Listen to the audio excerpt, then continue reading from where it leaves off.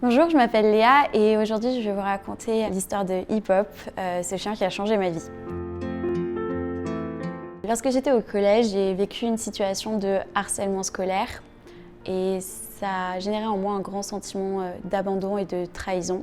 Et j'ai réussi à combler d'une certaine manière ce manque affectif en me passionnant pour les chiens et en apprenant à m'occuper du mien.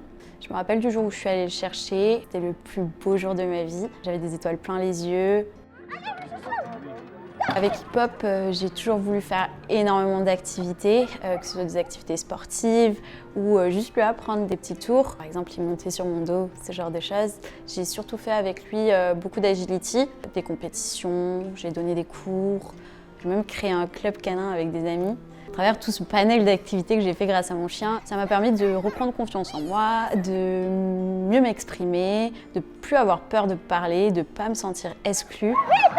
Et quelques années plus tard, dans le cadre de mes études, j'ai dû partir à l'étranger, à l'autre bout du monde pendant quelques mois, et j'ai pas pu prendre mon chien.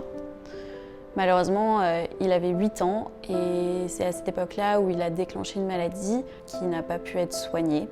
Il s'est battu pendant 1 an et un matin, mon père m'a appelé en me disant qu'il était chez le vétérinaire et qu'il était même le temps de prendre la décision.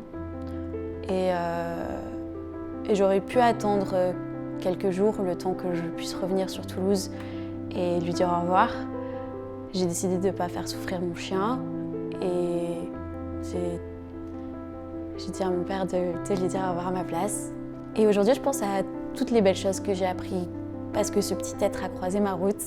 Peut-être que c'est juste un chien, mais pour moi, c'était mon meilleur ami. Il avait cette étincelle dans les yeux qui faisait que nos regards avaient juste à se croiser pour qu'on se comprenne. Et